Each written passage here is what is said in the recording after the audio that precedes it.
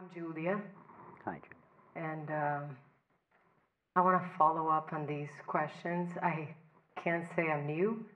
Um, I am still struggling, and I feel so blended. And I do feel like no matter how much I meditate, um, read about this, come to retreats, I'm still so blended. Um, Blended. blended like with my person. Like, Okay, yes. and when you say something like consciousness doesn't know suffering, how is that even possible? Because isn't consciousness experiencing everything? Consciousness doesn't know suffering directly. It knows suffering through the mind.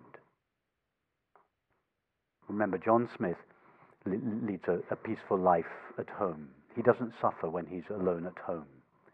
It's only when he goes to his theatre and puts on the character of King Lear, then he starts suffering. So he only experiences suffering through the character of King Lear. In the absence of King Lear, he's at peace. Okay, perfect. Can I get in there? Yeah. So my person is getting in the way. I mean, that's exactly how I feel about it. This body mind will always interpret, like it would always veil. I can't just be a naked being, is what I'm getting into. I'm not having that experience of just, how can you be a naked being if there is a freaking person, you know? Sorry for that. You know? Julia, tell us about yourself. I know where you're going. No, but go with me. Tell us Okay. about yourself. Bearing in mind, as you know where I'm going, we don't want to know about your thoughts, Yeah. your relationships, your activities, your memories, your feelings, your sensation. Don't tell us any about that, because none of those are yourself. Those are all experiences that you have. Yeah. So don't tell us about any of your experiences, but tell us about yourself. When you say, I don't understand this, when you say, I feel this, when you say, what do you refer when you refer to I? Would you agree, first of all, that you have been I all your life? Yeah. Okay, but what element of your experience has remained consistently present throughout your life? I. Tell us about that. Oh. It's so simple. It's a bit boring. It's not. Well, it's boring by contrast with the content of experience. Yeah. Yeah. But try to experience it by itself without reference to the content of your experience. Try to exactly, quiet. Okay, tell us more.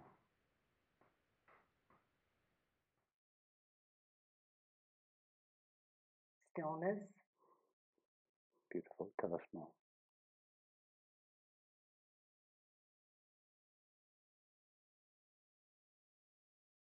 Nothing. Well, Yeah. there you are, you're in touch with your naked being. Quiet, still, empty. That's just naked, aware being. But then the mind comes in. That's fine. So the mind comes in. But what happens to naked, aware being when the mind comes in? Yeah, that's the trouble. It gets completely identified, blended. Um,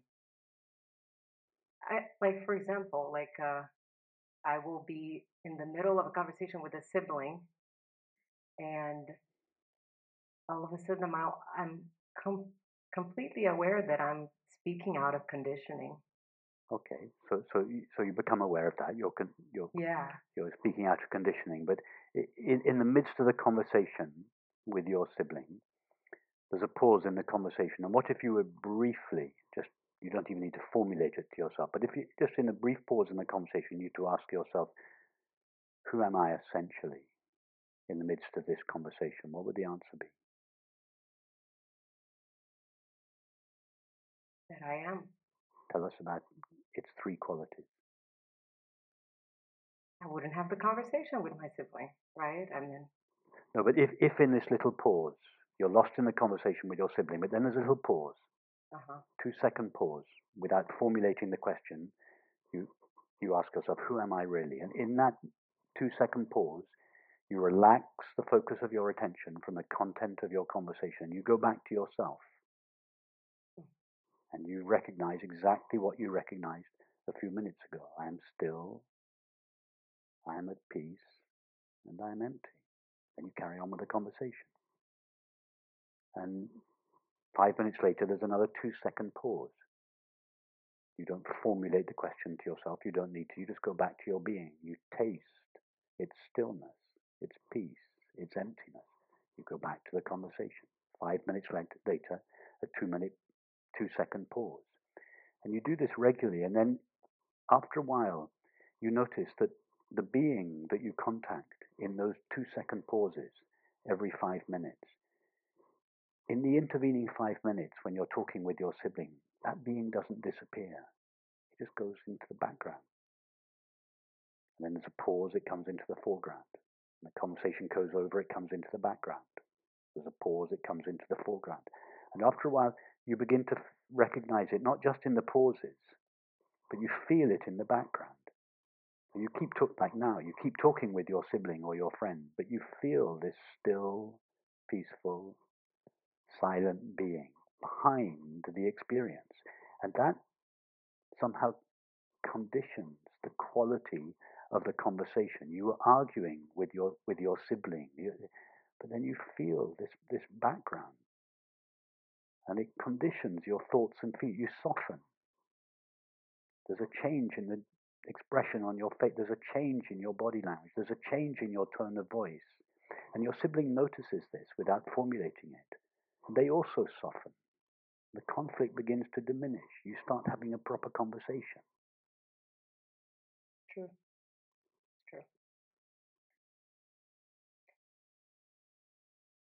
And I can do the same thing with an emotion showing up with. Absolutely. Is that the tantric?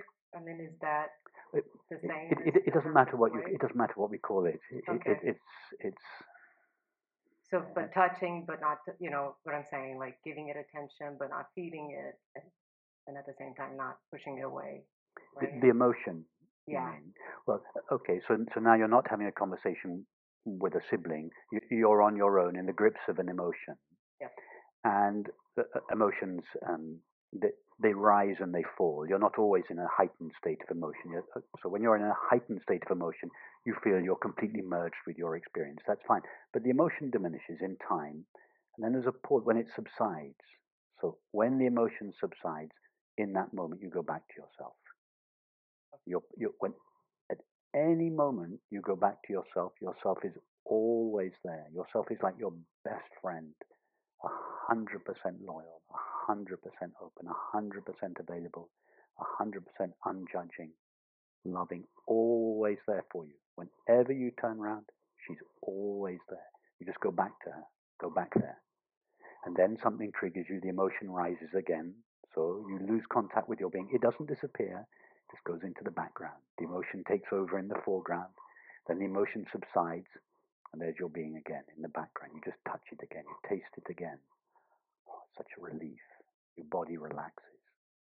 Then the emotion is triggered again, and so on. But then in time, you begin to notice that even as the emotion is triggered and as it's rising, this background of peace is still there.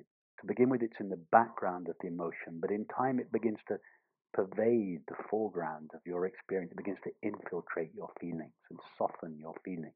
Doesn't mean to say that you don't feel sad or lonely or upset sometimes, but it's increasingly pervaded by the peace in the background. And at some stage, you feel that this background piece is not just something you visit from time to time when you're taking time off from your relationships and emotions. You begin to feel that you live there. That's what I want. It begins to it begins to be, like I said, right at the end of the meditation. We make our being our home, the place we live, our refuge. We still have conversations, we still have emotions. You still get lost in your emotions from time to time. It's okay, but you never lose yourself for long, or you lose yourself for less and less time in them as you become increasingly established in your being.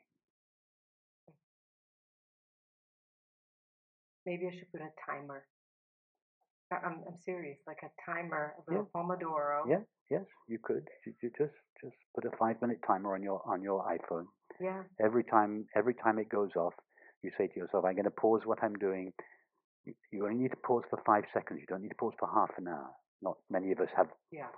But we've all had 5 seconds. So if you need a timer to begin with, that's fine. You set the timer. It goes off. Just pause 5 seconds. To begin with, you might have to formulate the question, "Who am I really in this moment?" But in the end, you don't need to formulate. You just pause and go back there. Okay. Rest there, and then just give yourself to the foreground of your experience, whatever it is. 5 minutes later, your alarm goes off. 5 seconds. Pause. Go back to your being. Taste its innate peace. Then go back out into life again. Until you very quickly you'll begin to realize experientially that this background of peace that you visit every 5 minutes, it's always there in the background. And so to begin with, it's either the foreground of experience or the background of peace. It's either or. We can't do both at the same time. But very quickly you'll find that you notice the background of peace even when your attention is with the foreground. The foreground, that's what I mean when I say sometimes the foreground of experience becomes transparent. It no longer obscures the peace of being, but it becomes transparent to it. It allows the peace of being to filter through the experience. So then the conflict between experience and being diminishes. You no longer have a battle between the content in the foreground and peace in the background. Then you feel safe everywhere. You can just go anywhere in life, and you feel that the peace of your true nature pervades all your experience, whatever you're giving your experience to. So the battle with experience finishes. And just one last thing. So when my mind comes up, because you're saying beautiful things, and I want that so badly, and that's why I keep coming back. Why is it taking so? I mean, I've been on this so long.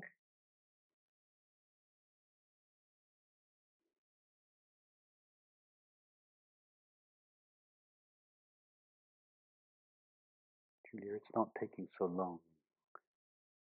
Most people get to the end of their lives without ever noticing the peace of being in the background of experience. You're almost there. You have everything you need now. There's nothing else for you to understand. There's nothing else for you to do. There's nothing else for you to practice. Nothing else for you to read. I just bought a book. Give it but it's a good one. Give it to a friend. The book. I saw you reading it. It was the happiness. I saw you reading it earlier. All you need to do, and this is true of all my books actually, you only need to read the titles and the subtitles. The content of the book in each case is only for those that don't understand the title and the subtitle. So the title of this book is really all you need. You are the happiness you seek. That's what we've just been. You are already the peace for which you long. If you don't understand that, you have to read the subtitle. Uncovering the awareness of being. So that's the method that gets you to the recognition you are the happiness you seek.